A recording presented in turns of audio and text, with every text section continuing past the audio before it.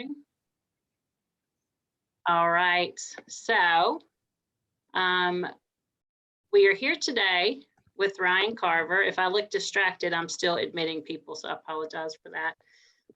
And he's going to tell us a little bit about himself and the work that he's doing now, and then we're going to talk some about his story and some of the things that he credits as helping him develop a thriving life. So Ryan, welcome. Thank you for being with us today. It's good to see you. Thanks for having me. So my name's Ryan Carver. I'm a peer support specialist with Watauga Lead. I'm also a recovery coach, certified alcohol and drug counselor. I was in the second group in the state of North Carolina to be trained for forensic peer support, which is centralized around the criminal justice system. I'm also a person in long-term recovery. Well, we appreciate you making time to be with us. Every time I talk to one of y'all there, y'all are incredibly busy, which makes you wonder what people were doing before y'all were there. So thanks for the work that you do. You're welcome. So you said you were willing to come and talk some about your story, some of the trauma that you experienced when you were younger. So whatever part of that you're willing to share with us, and then in a few minutes we'll get into some of the positive events that happened later on. So I'm just going to let you start wherever you feel comfortable starting. All right, so I was born in a town outside of Chicago, Illinois, called Peoria, Illinois. From what I know, my mother was on drugs. I don't know full details of all that, but I was put up for adoption at 6 months old. My parents were in their late 50s when they adopted me. My parents were always open about me being adopted, but I didn't really understand it when I was real young, but as I got a little bit older, I began to understand it. And so I was raised by older parents. They were, like I said, in their late 50s when they adopted me. When I say my mom or dad, that's my adopted parents. That's the only parents I know, really. So my dad was an alcoholic. I remember growing up being little bitty, going into bars and stuff with him. I was the baby of the family because all their kids was pretty much grown up and moved on. So when they adopted me, I was the baby, and everywhere my dad went, I went. And that meant, bars, hanging out with his buddies, drinking, partying, doing stuff like that. I don't blame my dad or anybody else for the choices I ended up making later on in life, because I don't feel like it was their fault. They did their best they could to raise me right and take care of me. But we moved to North Carolina when I was four or five, right in that area. I was getting ready to start elementary school. They owned a trailer park in North Carolina, and my cousin was running it, and he wasn't paying the bills, so we had to move back so they could take care of it. Moved to North Carolina. Like I said, growing up, I was like my dad's right-hand man, pretty much. Everywhere he went, I went. I remember, growing up, at times riding around with my dad where I had to steer the steering wheel from the passenger side of the vehicle because he was a little too tipsy to keep it in between the lines. But growing up, I always hung out with my dad, being around people drinking, doing other things. I didn't see a whole lot of hard drugs, growing up. I'm sure they were doing them here and there, but they made sure and run the kids outside or whatever, I guess, when they were doing those. But I didn't realize it till like after I got clean. I heard a speaker speaking one time, and he was talking about being adopted and how he, felt like he always had to fit in with other people. There was a reason he wasn't wanted by his mother and stuff like that. And I didn't realize those things until I heard that guy speak, as my life went on. I always felt like I had to do stuff to fit in with people. Like I felt like I was an outcast. Something was wrong with me. There was a reason my mom didn't want me. So got into like fast forward into middle school, I began, you know, smoking cigarettes and stuff, you know, thinking that's what all the cool kids are doing, you know, just wanted to fit in with everybody else, just wanted to be accepted, you know.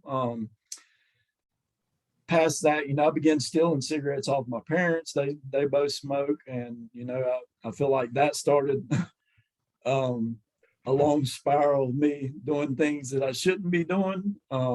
It all started there, just stealing cigarettes. But I got into high school and began hanging out with a bunch of guys, and we would skip school a lot of days and go drink and started smoking marijuana and doing other stuff. I began experimenting on a lot of different drugs, eating acid, mushrooms, just anything, you know, that whatever everybody else was doing, you know, I just wanted to fit into that crowd.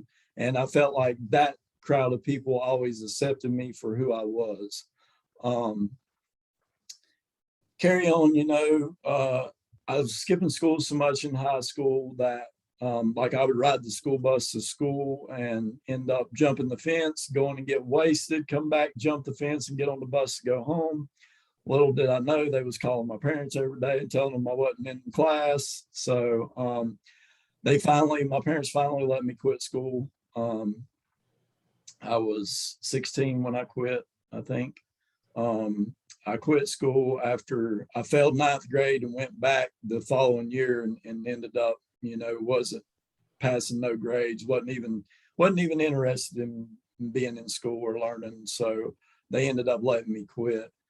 And when they let me quit school, I feel like that's when my life really started going downhill because I had a lot of free time on my hands. I began hanging out with these older people that lived near me. They were all on drugs, selling drugs, you know, all the street lifestyles.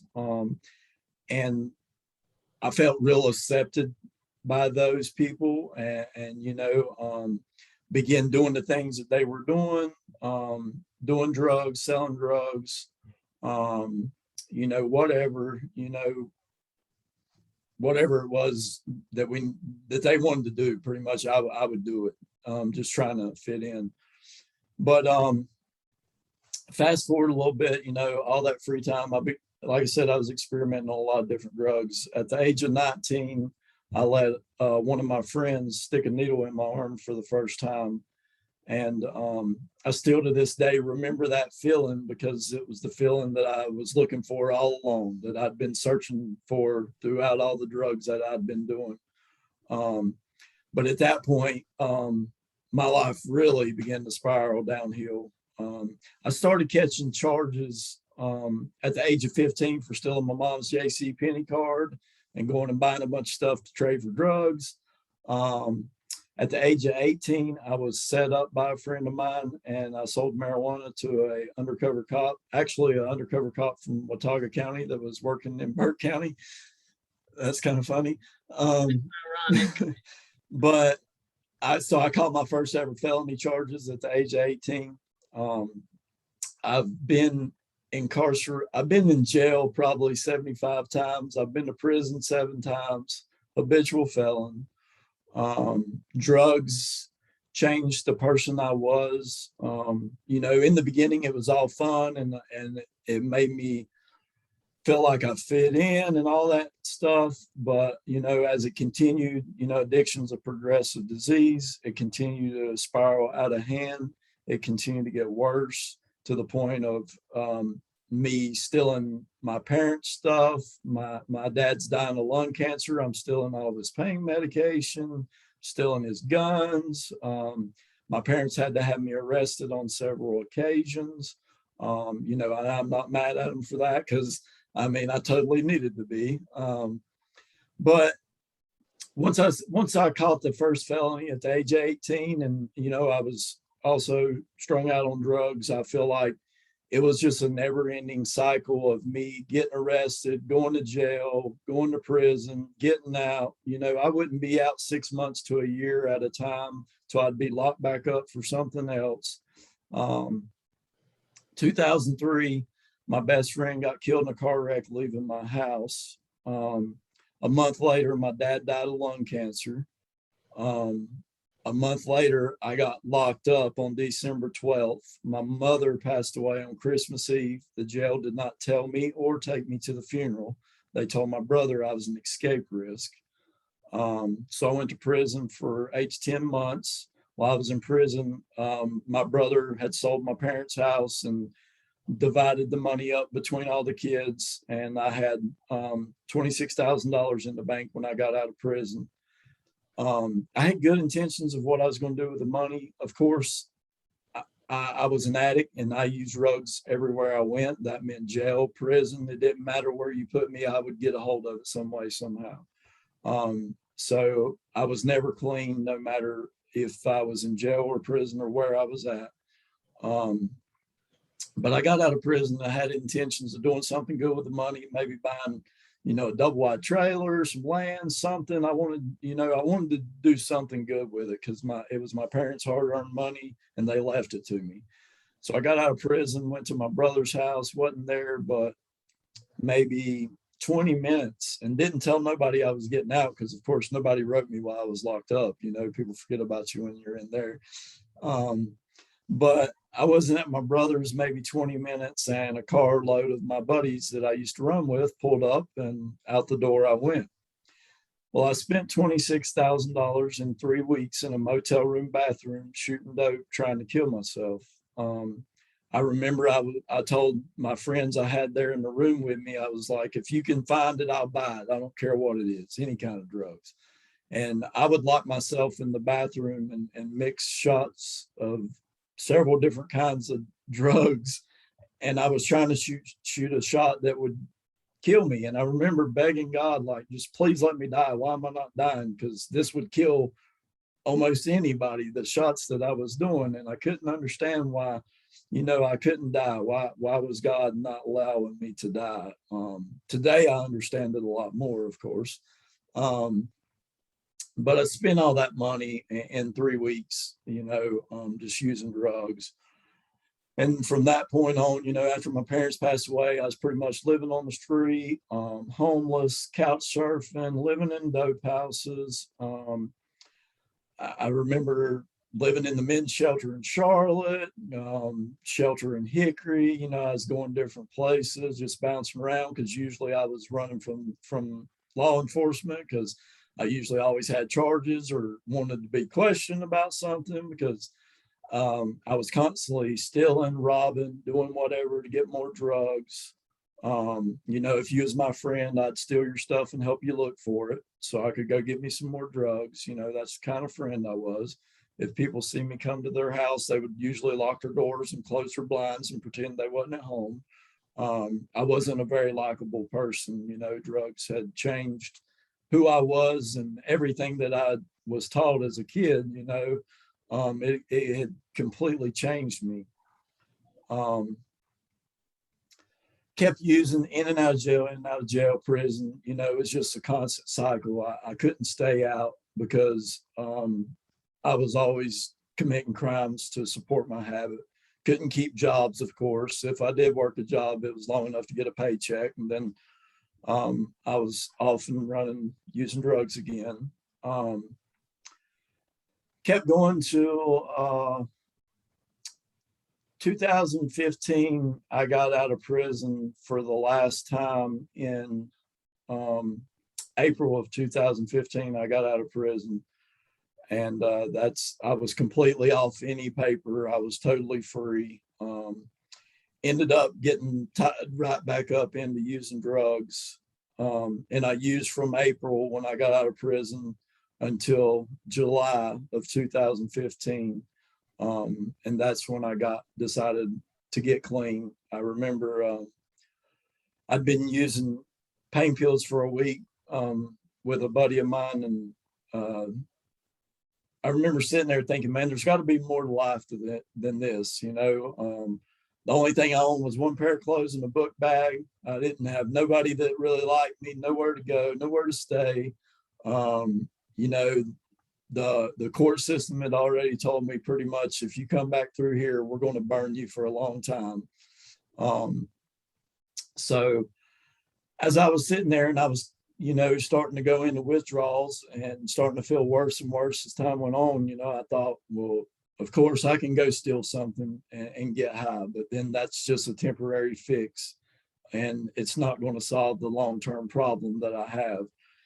I've been in and out of detoxes and psych wards probably 60 times at least, but I never went to get clean. I always went to check myself in to have a place to sleep and eat and get ready to go back out on another run. But by going to those places, I knew where I could go when I finally decided this time that I wanted help. And I remember I walked to my buddies. I told my buddy, I said, I'm calling an ambulance and I'm going to go to detox. I said, I've had enough. I don't want to do this anymore. It's not fun anymore. I don't like who I am. I can't even look at myself in the mirror.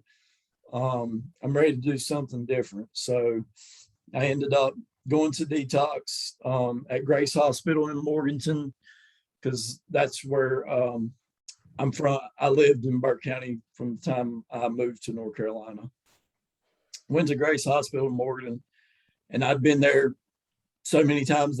Everybody that worked there knew me by name. They knew I was going to come there, stay for a week, and I was going to go back out getting high. That was my pattern. That's what I'd always done. And this is probably the 25th time that I'd been to this detox. And, I thank God all the time that they didn't say, well, you've been here 24 times and you've not done anything different, so we're not going to take you again, because if they had, I'd probably be dead today.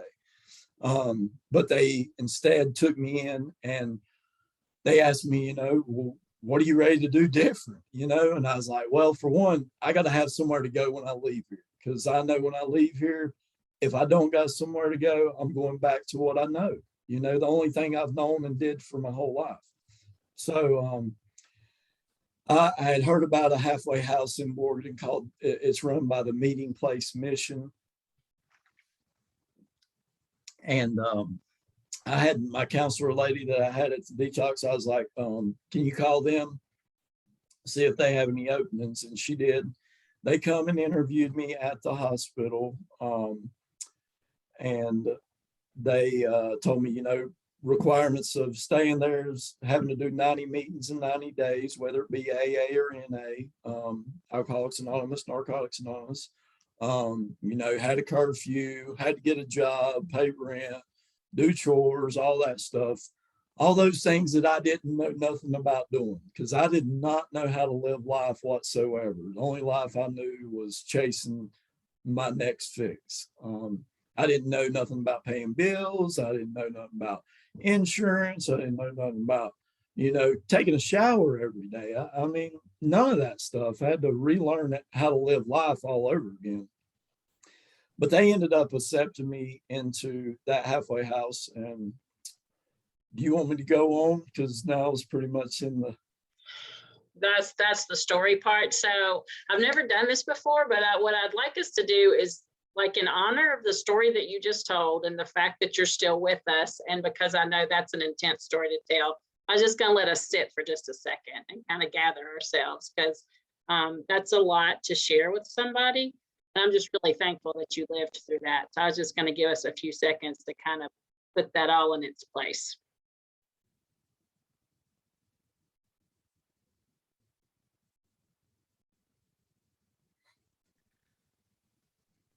So I would like to hear, I told you one of the things that I wanted us to talk about were the people and events that helped you change your path in a positive way. So I think you're at that point. So yeah, go ahead and tell us what you want us to know.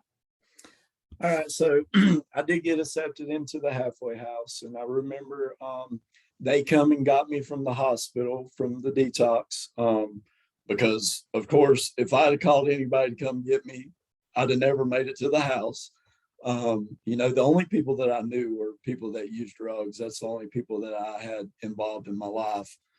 So I knew it was best for me to have them to come get me. And I went there, and I remember as soon as I walked in, I met a guy at the halfway house, and he was like, introduced himself to me. And he's like, well, he's like, I got a ride to the NA meeting tonight. Do you need a ride? And I was like, well, I guess I do. I said, I don't know. They told me I had to do 90 meetings in 90 days. So I guess I got to go. You know, I still wasn't 100% sure at that moment that I would ever stay clean, or that this was even going to work, or even if I wanted to stay clean, you know. But I knew that I didn't like the life that I was living, and it was miserable and I hated it. But anyway, so he got us a ride to the meeting that night. And I remember going to my first NA meeting, and I walked in, you know, and they told me to introduce myself, you know, and you go in, hey, my name's Ryan, I'm an addict, and this is my first meeting. And I remember when I walked into the meeting, though, like all these people started coming up to me, giving me hugs and telling me they love me and they was glad I was there. And I was thinking, man, what do these people want from me? Like I had anything to give them anyway. But, you know, that was my first thought. What did these people want from me? You know, because I've not had nobody to say, hey, we're glad you're here in a long time. Most people was like, oh, no, it's him. So, that was different, you know, and I remember sitting in that meeting, introduced myself as a newcomer. All the men in the meeting wrote their phone numbers down for me, which was really weird to me. And I was like, you know, why are they doing this? You know, why do they want to help me? I mean, why do they even care about me? You know, because for so long, I'd always been told, well, you're nothing but a thief, a liar, and a junkie. You're never going to amount to anything. And, you know, always being put down. And so the more I was told that, the more I began to believe those things, you know. But I sit in this meeting and I listen to what the people shared, and, you know, the things that they told me, if I wanted to stay clean, this is what I need to do. So go to meetings, you know, get a sponsor and work the steps, because it's a 12-step program. So I went to my second meeting the next night, and I heard a guy share in the meeting, and when he shared the things he was saying and talking about, and, you know, his life and all that. And I was like, man, that's what I want. I want to be where he's at. You know, I want what he's got. So I went up to him after the meeting and I was like, hey man, can you give me a ride back to the halfway house? And he's like, yeah. And I remember breaking down crying in the back of his truck. And I was like, dude, I need some help. I don't know how to stay clean. I don't know nothing about staying clean.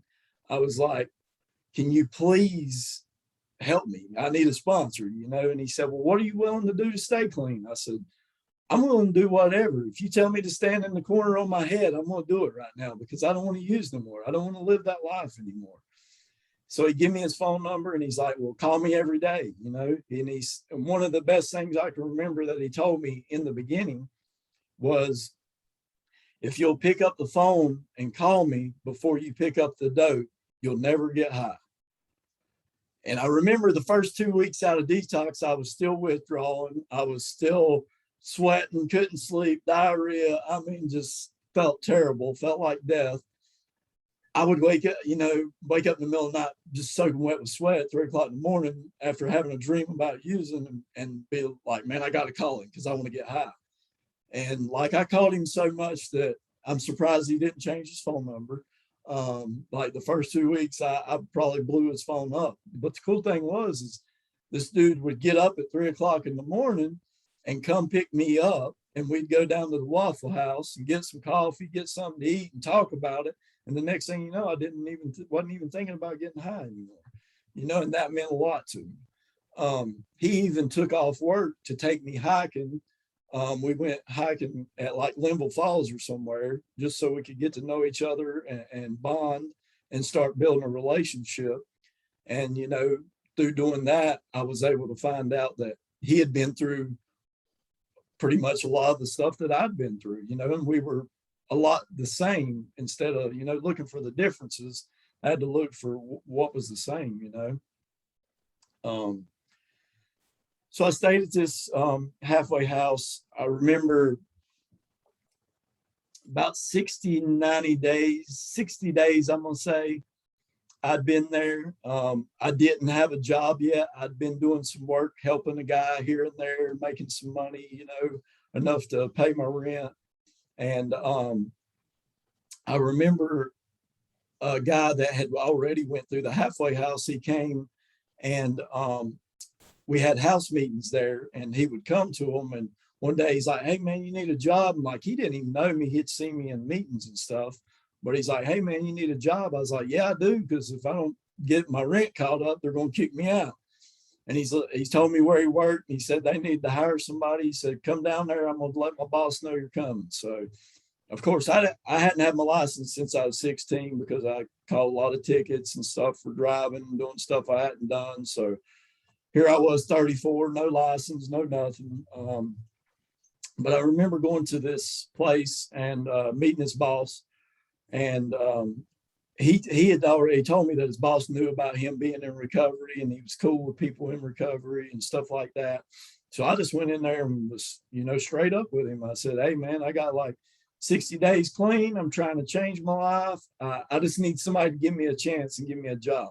Of course, my record is very terrible. So, it made getting a job in the beginning very limited and a lot harder than it would be for somebody that didn't have a bunch of felonies on their record. But I remember sitting in his office and telling him, about my story and I remember him telling me, well, I got a son that's living under bridges and he's strung out on drugs. And he said, I believe in giving anybody a second chance. And he said, if you can pass a drug test and a physical, he said, you got a job. I was like, cool. And I was thinking, well, it's been 60 days since I got out of detox. Surely I can pass the drug test by now. So I went and took the drug test and physical and of course passed. I think that's the first time I ever passed a drug test in my whole life. And I took a lot of them. But I passed this drug test, got this job. And then I was like, well, man, I don't know how I'm going to even get to work because it was like 30 minutes from where I lived in the halfway house. The dude that got me the job, he said, man, don't worry, I got you. He drove me back and forth to work for 8 months straight, never asked me for a dime until I was able to save up enough money to pay off $1,800 that I owed to be able to get my license back. So I saved up this money, paid to get my license back, went for a hearing for my license and they reinstated my license after I went to the hearing, and then I was like, well, here I am with license and the only thing I'm still driving is these Nikes because I don't even have a car now. I spent every dime I'd saved up to pay to get these licenses and still I got them and still can't drive, and I was thinking, man, I don't know what I'm going to do. And about a week later, I come in from work and one of the guys at the halfway house, he was like, man, you got a letter over there from the clerk of court. And of course, my first instinct is to think, oh God, it's more charges. They've come out with some charges on me, But I went and got it and I opened it up and it was a check for every dime that I'd paid them to get my license back. They said that I did time for all those charges that I should have never had to pay it. So that was God doing for me what I could not do for myself. And I was able to buy a car then. Continue to work there until after I had a year. No, I didn't quite have a year clean yet. And some friends, I started going into prisons, taking NA meetings in the prisons, taking NA meetings into detoxes, because I wanted to help other people, I knew God didn't bring me out of what I've been through for me not to help somebody else, So I started going into these places, taking meetings into these places. And I remember somebody come up to me one day and they was like, hey man, have you heard about peer support specialists? And I was like, no, I don't know nothing about it. And so they told me about it, told me, in order to be one, you had to be a person in recovery from mental health or substance use. And they was like, man, we think you would be a great one. And I was like, well, I'm going to check it out. Well, I checked into it. Of course, you had to do a 40-hour training, which was a week-long training. And my boss, where I got this first job, it was in a warehouse loading and unloading furniture on transfer trucks. Very hard job. I remember the first 2 weeks I wanted to quit every day. Like it was rough on me. I was still sweating out the drugs. I was weak. I wanted to quit, but I kept telling myself, they took a chance on me. I cannot quit. No matter what, I'm not going to quit. But the more I got to know my boss, and talking to him about his son, and he just wanted to see his son get clean, and him seeing me and the other guy that got me the job, how we had changed our lives and was working on changing our lives, and they paid us like $11 an hour at this job. And he always told us, they didn't give raises. He said, so if you can ever better yourself, get an interview, got another job, whatever, he said, just come to me and tell me. He said, I'm all for anybody bettering yourself. So when I found out about the peer support training, I was like, well, I'm going to go talk to him and see. I'd have to take a whole week off work, and I don't know anybody that's going to let anybody take a whole week off work to go get another job. You know, it just don't make sense to me. But I went and sit down and talked to him and explained that I felt like my passion was to help other people, that I felt like God didn't bring me out of what he brought me out of for me not to help others. And I explained to him about the peer support specialists and explained that, you know, in order for me to become one, I would have to do a week training and would have to have a week off work to be able to do it. And he said, well, it was probably at lunchtime. He said, come back to my office at 5 when we get off work, and I'll let you know my decision. The whole time I'm thinking, you know, there's no way he's going to do this. I mean, who would, you know? And I went back to his office at 5, and he's like, he said, you know, I'm proud of what you're doing. And he said, I would give anything to see my son do this, you know, and change his life. He said, so you just let me know what week you need off work. So, sorry. He ended up giving me a week off work to go take the training. I went and did peer support training, and not long after that, ended up getting a job working for Family Preservation Services in Rutherford County, where I worked for 4 years. Since then, you know, I've took a lot of trainings, recovery coach training. Like I said, I've done forensic peer support training, which is centralized around the criminal justice system. I'm also on a core team of people that's working to try to bring forensic peer support to the state of North Carolina, because we don't have it in this state. Let's see. I've took a ton of trainings. Like anytime I get a training opportunity, I try to take it. I'm all about learning how to better help people. Actually, in a harm reduction training, recovery coach training that I'm taking weekly on Thursday nights right now, because I want to know better how to help people, you know, because my story ain't everybody else's story. You know, some people may need MAT, whatever, you know, so I want to be able to help them the best way possible and not be judgmental with those people just because their pathway is different than mine. So all the stuff you said, I was writing notes. Can I kind of pull, if you don't mind, I'm going to just pull some things that I heard and ask you if this is true for you. So these are some of the things that I think you said were critical in you making changes for yourself. Having a community where you felt accepted, with people who gave you support consistently, not just once, but day after day after day after day. And that other people, I've said this so many times, that other people believed in you before you really believed in yourself. Absolutely. So I think those are the things that I heard you say were really critical to you. You would agree with that? Absolutely. Having support and having people there for you. I mean, you got to have it, you know, really. Because there was days when I wanted to get high. I mean, and there's still days today that I think about getting high. Of course, I don't act on those things, and it's nowhere near what it used to be. But back in the beginning, you know, when I first got clean, there was almost daily, I was even messaging people trying to get high.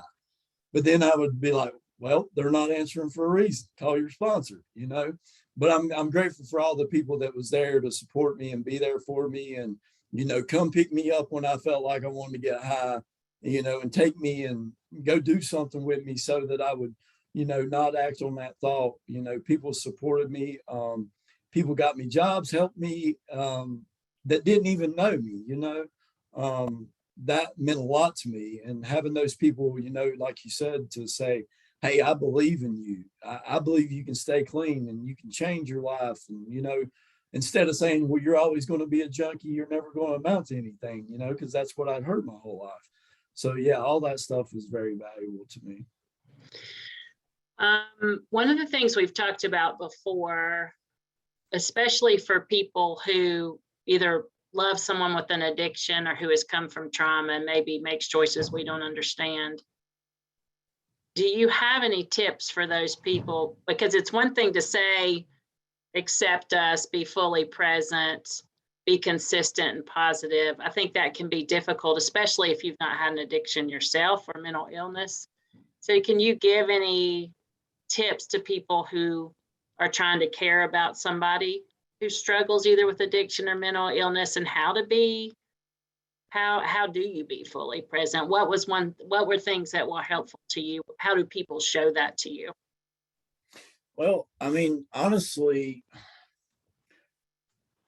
while I was using, I was so caught up and doing so much damage to people that, like, even my parents, like I said, my parents had me locked up on numerous occasions for stealing their stuff. For finally, they had to get me for trespassing. I mean, because if they didn't have it tied down, I was carrying it off. So I also feel like I still feel to this day that I helped put my parents in the grave from all that I put them through, you know, and I would give anything for them to be alive and see who I am today, you know. But like, it's hard to support people because, you know, you got that, you love them, and then you got that, we got to have boundaries, and we got to, you know, we got to love them from a distance. We got to not enable them. I mean, it's just difficult. I can't imagine what my parents were going through dealing with me, you know. I know that had to be hard for them to see their baby that they love ruining his life and doing all this stuff, you know, and them not knowing what to do about it. But just showing somebody you care, you know, you got to set boundaries, of course, but showing somebody that you care and that you're there for them whenever they do decide to do something different can be a big positive thing, you know, not just shunning them away to the point of, well, I hate you and I don't ever want to see you again. You know, you've done all this bad things to me. I don't know, you know, because that just makes it worse on them, you know. You know, you got to love them, but you got to also keep those boundaries too. It's one of the things I love about the peer support, peer support specialist program is I really feel like it gives to people what families really have difficulty doing, that you can call somebody in the middle of the night. They'll come to you wherever you are. I think for a lot of people who are on that road, you may have burned all your bridges. There's a saying I had once when I was much younger about, may the bridges you burn light your way, because you burn so many bridges that it's just really hard to come back from that. And so that y'all go, you know, wherever people are and whatever state they are. And it's just a different kind of commitment than I think a family member can or does make to you. So can you talk just a minute about that program and the work that you do and some of the ways that you meet people where they are? So working here, we have like social referrals where anybody pretty much in the community can refer people to us. We have people just walk in. We also do the diversion thing, you know, for low level misdemeanors. So we get people from a lot of different situations and a lot of different places. So whenever, you know, we just meet with them and see what they feel like they want to do with their life, because it's not our choice to tell them what to do or to say, you need to do this or whatever, you know, because this person may want to continue to smoke marijuana, but they want to quit shooting meth, you know. And to me, that's big. That's huge to even want to do that, you know. So we have to accept whatever it is, wherever they're at, whatever they want to do, and be there and support them, you know, link them to whatever resources they may need. help them to get to whatever appointments they may need, go with them to court, take them to court, whatever it is they need. We just want to be there for them, meet them where they're at, support them, and show them that they're cared about, because some of these people haven't had nobody to care about them in a long time.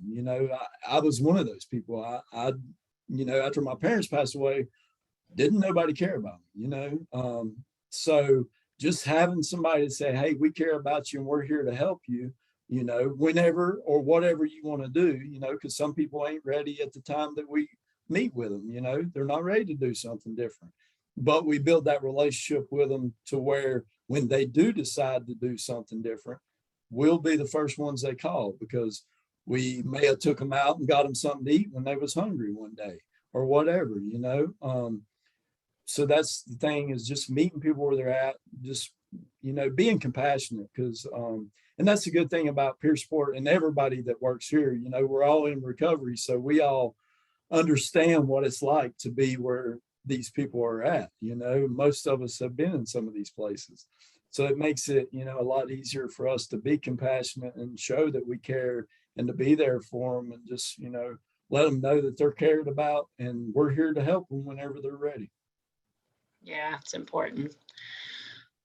So thinking about staying clean, staying well, staying healthy, what are the things? Actually, I'm gonna put a pause on that. We'll come back to that. I have to say that the moment in people's story, the moment of reckoning, the moment of when your brain shifts into, I'm going to live through this. You were talking about when you were in a motel room and said, I don't want to do this anymore. And I've asked people over and over again, what do you think flipped the switch? Like, do you have any insight into what made you make that decision that day, that you wanted things to be different?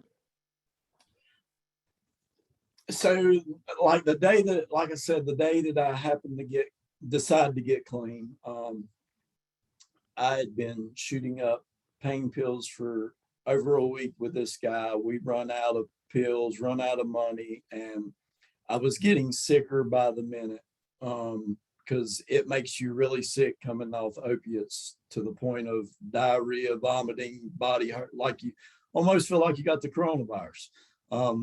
That's about how it felt. But the more I sit there and just, I kept thinking, well, I can go out and steal something and that, but I knew that that was just a temporary fix because I've done it my whole life. I can go steal something, get high for a day or two, and then there I am back at square one all over again. But I was sick and tired of being sick and tired. Like, it wasn't fun no more. I hated who I was. I hated life. I mean, I was miserable. Like, I couldn't look at myself in the mirror because I hated who I was, who I'd become. So I was like, I just got to do something different. Like I said, I'd been in and out of detoxes and psych wards and stuff like that enough times to know that there was help. Like, I didn't know if I'd be able to stay clean, but I knew I was going to give it a shot this time. I was finally going to put forth a little effort because I'd never put forth any effort to actually do it. So as I sit there, I was just like, I'm going to give this a shot. I mean, what happens if it don't work? I'm going to be back still where I'm at. But if it does work, what's going to happen? My life's going to get better. Things are going to change, and over time, things did change. And over time, I began to like who I seen in the mirror.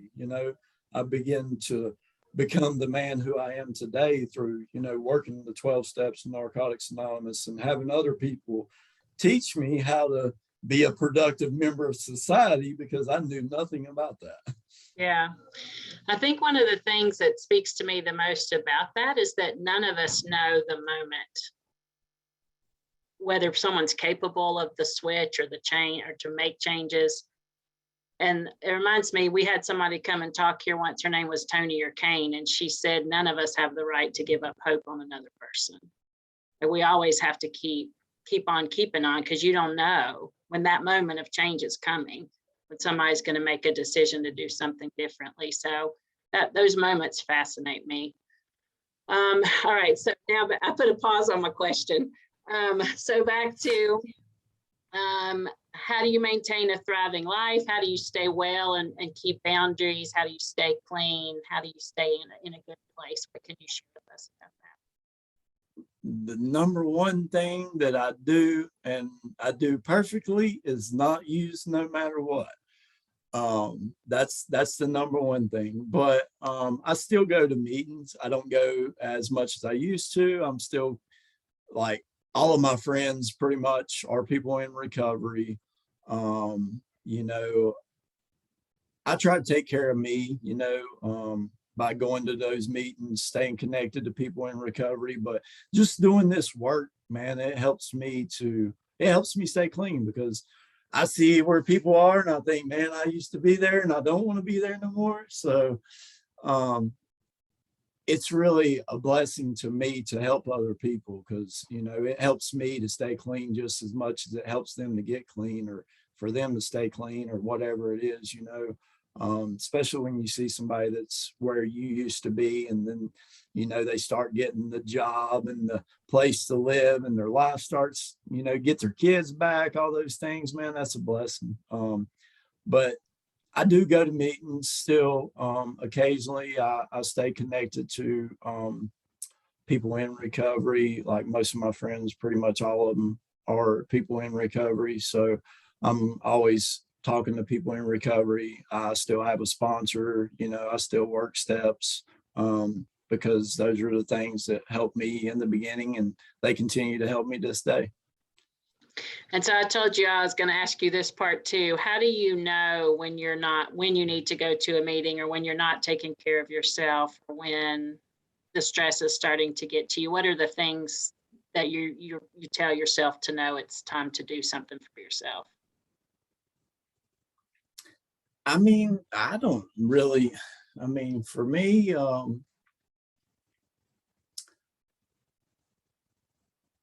I can tell, like, it's a gut feeling, pretty much. You know, you can tell your own body, and when things ain't right, and when, you know, something's not right, or something's going on with yourself. I know for me, a lot of times I like to isolate. I'll just go home and, you know, stay to myself a lot of times. And that's what works for me a lot of times. But then there's also times, you know, where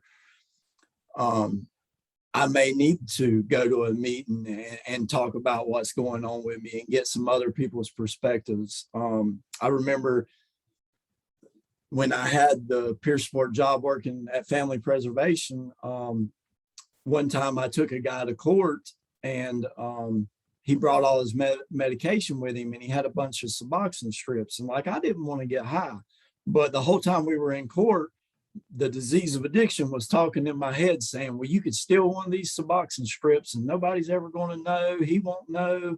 You know, you could still pass a drug test, da, da, da. And I ended up taking this guy home, because he got a continuance in court, and dropping him off, and he left this medicine in my dash, and I knew it was there. I didn't tell him to get it. I drove down the road and got these Suboxone strips out in my hand and started counting them, and it scared the living crap out of me, because I was that close to ruining my life. Because I know me, I wouldn't have took one, I'd have took all of them. But I immediately called the guy, took them back to him, went to him back to the office, told my supervisor what happened, went to a meeting that night, shared about it, you know, and got other people's, you know, perspective on the situation. And that helped me to get through it, because, you know, they say for us, secrets keep us sick. And if we don't talk about it and share it, you know, it's like that little hamster is going to keep running in my head till eventually I'll probably go out and use, you know. So talking about things is definitely helps the most, you know, talking to people in recovery that understand you. Because, you know, if I go talk to my grandma that don't know nothing about using drugs, I'm like, Granny, I feel like getting high, and she's going to say, well, just don't get high, you know. Yes. She don't understand. So having those people that understand you, where you're coming from and what you're going through, is a blessing, you know. Thank you for that. That's helpful. If anybody has anything they would like to ask Ryan, we have a few more minutes before we go, so you can do that. You're welcome to put it in the chat. If there's anything you would like to say to Ryan, I will copy and paste that in an email to him so he can read it later when he has time. There's been 2 or 3 comments so far about the power of connection and relationships in the recovery community, and the powerful ways that we empower each other and how bonds help in recovery. So I'll send you all that, Ryan, so you can read it later when you have time. So we've talked about a lot. Anything that I didn't think to ask you that you would like to say before we go, either about yourself or wisdom to share with other people about how to be supportive to people who are struggling? I mean, the best thing I could say is if you don't know how to handle the situation, try to find somebody that does. That's one of the biggest things. Is a lot of people don't understand addiction, don't understand what to do. How can I help them? Well, there's plenty of resources in every community and plenty of places that will help people. So if you don't know, reach out and look for those resources, because, you know, there's people like us that will help these people and that's been where they're at and understand, you know, and can say, well, hey, I've been where you're at, you know, and that means a lot. You know, I've had people that I've worked with in the past that I had this one guy, he'd been in and out of prison, and like first time I met him at Family Preservation when I worked there, he was at the front desk flipping out on the front desk ladies, and you know, so they was like, will you go check on this guy? Because like anytime something happened there, they always called me to go do it. I was like, sure, I'll go check on him. So I ended up taking him outside and talking to him. You know, we went and walked around the parking lot, and like he just wanted somebody to listen to him, you know. But the cool thing was like he would never connect with nobody or be open with anybody, because he was like gang affiliated, been in prison, been jumped, you know, he didn't trust nobody. And I was able to share some of my story with him and build a relationship with him to where he began to trust me. And I remember his mom called me and she's like, I don't know what you've done, but he's never trusted anybody the way he trusts you. You know, and that right there means a lot, you know, having somebody that don't trust nobody else to trust you. And this guy ended up deciding on his own to go to detox. You know, I never, you know, I gave him options and told him things, but I never once said, hey, you need to go to detox, you know. But weeks down the road after working with him, he said, hey, man, I'm ready to go to detox. I was like, that's awesome, you know, I'm ready to take you. That makes me think about the guy that you called in the middle of the night who would take you to the Waffle House, and how you can't just say you're going to show up. You have to actually show up. And what you said about if you're not equipped to handle it, find somebody who is. I think it's important to know our own limitations. And if we say, call us anytime you need us, then we have to be ready to back that up. Because I can imagine if you had called him at 3 in the morning when you wanted to use and he didn't answer the phone, that your story could have gone a much different way. Not that that would have been his responsibility. So, and also in the schools, we're teaching teachers about trauma and how to recognize when kids need mental help with their mental health. And I think it's scary for some people. They're like, well, if I recognize it, then I have to fix it. And so what the point we're trying to get across now is you don't actually have to fix it. You recognize it, get it to the people who can help with it. It's not everybody's responsibility in isolation. And that kind of reminded me of what you said, that noticing and acknowledging, admitting that there's an issue doesn't necessarily mean you're going to have to be the one to fix it. We can all do that together. Right. So I can't tell you, lots of comments in the chat about how powerful this has been for people. Appreciate you making time for us, being willing to be brave enough to share your story. And it was incredibly powerful. I hope that you write a book someday. If you ever need help doing that, let me know. And I've always wanted to do that, so I may hit you up on that. Yeah, well, here's a vote from a stranger that needs to happen. So keep on thinking that. And so we appreciate you being with us today. I will send you the chats in an email. Hope everybody has a great rest of your day. take a minute after we get off of here and let yourself process what you just heard, because it was an experience. So take a loop around your house, go get something to drink, pet an animal. And Ryan, good luck in your work and all that you're doing. And I look forward to working with you again sometime. Sounds good. Thanks All for right. having me. Have a good day. You too.